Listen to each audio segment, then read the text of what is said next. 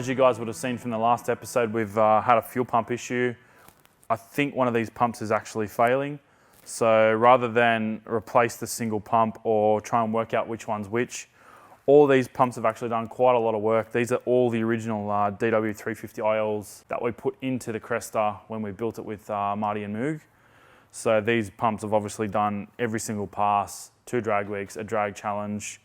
They're probably just run their course. They're, I mean, they were good pumps when they were in the car with the original setup, but realistically, we're probably asking quite a lot of them for what we're doing. So we're moving up to the Walbro or the TI 525 in-tank setup. We're going 3 of those again. So same thing, we probably could have done it with 2 pumps. However, we're already set up to run 3 pumps, and we do run a stage setup via the Haltech. So that means we'll run 1 525 primarily, and then we'll switch the second 2 on in conjunction with the first one. So we will have plenty of fuel until the cows come home. Wiring's pretty simple. Obviously, I've already knocked this up just quickly off camera. So we've got our ground, which is a common post. Got a single power for the primary pump, and then our 2 secondaries are joined together in parallel. They're not series because that just won't work with a fuel pump. And then obviously we've now got connectors rather than hard wiring from the top hat of our fuel tank straight up to the pump. So it's a nice little quick release or quick replace change out feature.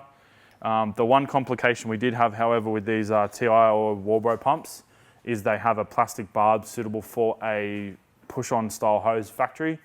We were lucky enough to find these AN to barb adapters. One of the fitting suppliers do these. A few of them probably do it, but yeah, after a bit of a look around, we found these ones available locally. We've had to make these check valves. So this is the original check valve that actually came with the pump hat. Originally, this was to suit a Bosch 044 style pump. So we've actually cut that metric male thread off, and we've welded a female -6 AN fitting to it. This has a little O-ring in it, so obviously if you're going to weld those style fittings, make sure you take the O-ring out before you weld it. The other issue obviously is most of these fittings are anodized, so rather than sandblast or strip the anodizing, we actually machined all the faces that we had to weld before we got them welded. A local fab shop did those for us, and the same fab shops made this awesome new base for our fuel pump as well. So, or our fuel pump housing, should I say. This supports all 3 Walbros together from our original hanger. The original bracket that suits these obviously suits the larger diameter pump, and it also suits a central outlet pump, whereas obviously the Walbro is now an offset outlet, so it was never going to work for our application. Yeah, this bracket was knocked up and it suits really well. We have already mocked all this stuff up to make sure it fits in the tank and make sure the bracket all works together. However, we've pulled it all apart to run you guys through the assembly and the fitting process today. So let's get into it.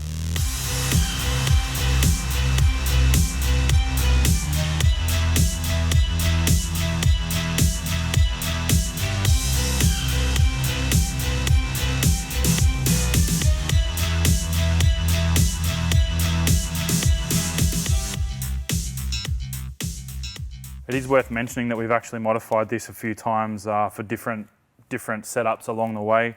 The manufacturer of this unit don't actually set it up for stage pumps. So when you purchase this setup, it just has a positive post and a negative post. Unfortunately, that doesn't work with a stage setup, so there's no way to switch separate pumps independently. So what we've done is actually use what was the original negative post as a secondary positive. We've actually marked it as the positive and with 2 pumps on it, and then it's the factory positive. And we've actually drilled and tapped the housing, and we've threaded it the whole way through from front to back, and made sure we clean the anodizing off as well, because we found when we originally did it, even though there was a bolt running all the way through, for whatever reason we weren't getting continuity with the anodizing in place, so we've ground that off and it's all good now.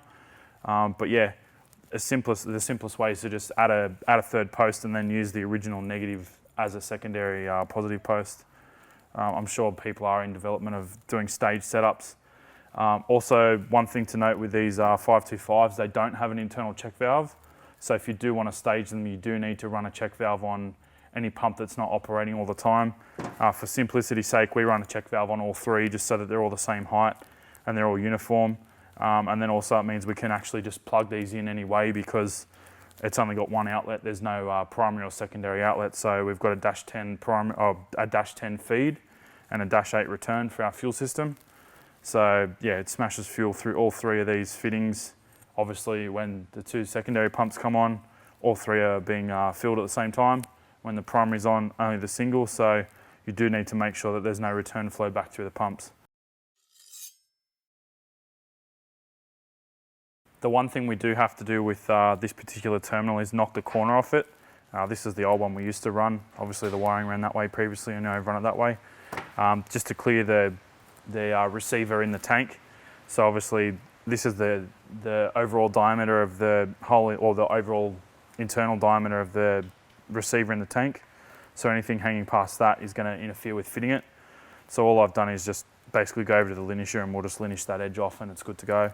It takes 2 seconds and yeah, it doesn't actually hurt the integrity of the terminal at all. It's quite a large and thick terminal because we've got 3 of these pump wires going into the single terminal. We've actually overspec'd that terminal to handle any potential load.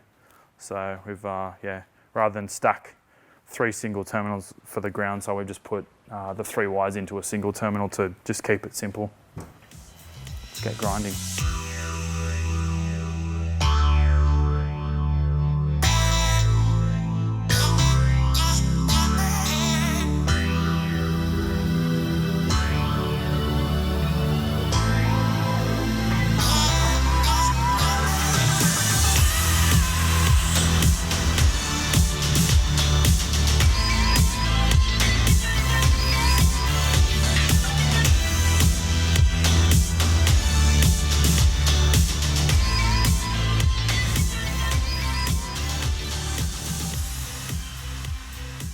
We've got our fuel pump assembly completely back together. We've got all our wiring in now. It's tried to be as neat as possible. We've actually cable tied all 3 of the main plugs back to the main stem of the fuel pump carrier.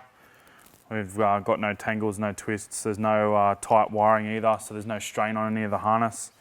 So I'm pretty happy to be able to whack this back in the car. One thing I want to touch on too, every second comment pretty much in the dyno video was, why don't you fit a mechanical pump? Unfortunately, because this is designed not to have a barrier in it, there's not enough room actually from the end of the crank to the radiator. We've only got about 20 mil of gap, so we can't actually put a mandrel on the end of our Ross balancer. Those balancers are designed to have a secondary drive off the front of them for fuel pumps or dry sumps or any other array of mechanical pumps you want to put on it, vacuum pump, power steering pump, anything like that. But yeah, as I mentioned, unfortunately, we don't have the length out of the end of the balancer. And we did toy with the idea of trying to drive it off the flywheel or off the flex plate, sorry.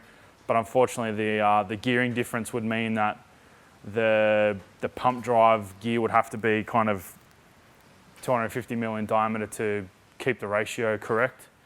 So that's probably put that thing to bed. We can't drive it off the tail shaft, obviously, because the tail shaft's not spinning all the time. So you'd have to run a mechanical pump and an electric pump. And it's just, all of these are Band-Aid fixes. Whereas the electrical pumps, they've been known to work forever. Obviously, 3 of these is quite high electrical load, but we're also looking at the moment into alternator upgrades. We've purchased an alternator. We don't know if it's going to work yet or not, so I don't really want to go too much into that because it may be a bum steer for you Barra guys. So we want to actually check that out. And if it does work, we'll probably do a video on the alternator conversion as a separate video. But we're going to stick to the electric pumps. As I mentioned, we don't have the room to do it. We did explore that option. I'm sure a lot of people thought they were trying to help us out, saying, oh, why don't you try the mechanical pump? We'd already been in contact with a few different manufacturers and companies that are offering mechanical pumps. Unfortunately, nothing that we've seen to date will actually fit in the real estate we've got available. So yeah, we're sticking to the electrical pumps for now. But I'd say these 3 Warbros are probably going to do us for quite a while, and I don't have that many more goals as far as power figures. We'll probably end up running a 7 at some point this year. I don't know when it is. We're not literally chasing that every single pass anymore. We're just enjoying the car as well. But yeah, we're basically going to run the power that's available for the combo that we've got, because obviously if we do end up running a 7, we're gonna have to do chassis upgrades and things like that I don't really want to have to do, and it makes it less compatible for the drag week, drag challenge style events that we actually built the car, or continue to use the car for, should I say. So yeah, heaps of stuff happening, but we're more or less going to stick to the setup we've got now. The EMR 1400 obviously is rated to 1400 horsepower at the flywheel, so yeah, we've got a bit of headroom to play with. But once we get all this set up in the car, we're basically just going to get Scotty to tune it to about 40 pound, call it done, take to the track. We're still trying to get ready for Kenda as well, which is only a week and a half away. So we've got things happening in the background with this and other cars as well, because we've also got the spares box skid pan the same night as Kenda. So we're trying to split the difference and do all the events we can. But for now, we're going to throw this pump in and get it happening.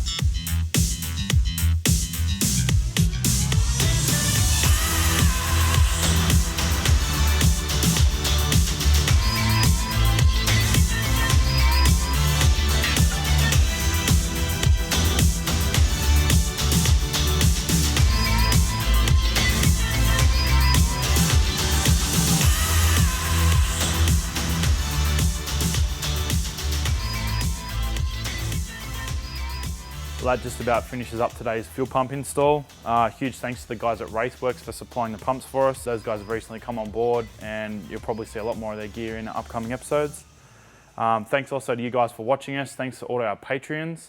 Thanks to everyone who's been buying merch and just supporting the channel. If we could ask a massive favor, anyone that currently watches and isn't subscribed, please subscribe to the channel, because it does make a difference on the YouTube back end for potential other growth and stuff like that. Super pumped with the channel. Been doing really well. Yeah, and it's all because of you guys supporting us. So thanks to everyone supporting us. Thanks also to Sparesbox, who constantly support the channel, have from day one. Those guys have got a really cool event coming up on February 28th, the skid pan. We did already mention that. We're going to have some cars there. We're not exactly sure what we're taking yet, because some stuff's apart. We're waiting on parts. We're changing stuff up. We've also got multiple videos on the works at the moment relating to some of those builds. So you guys will probably catch up with a lot of that after the skid pans happen in real time, but feel free to watch it back. We're also going to do an event video at the skid pan, so plenty happening with BCW. Thanks for watching, guys, and we'll see you next time.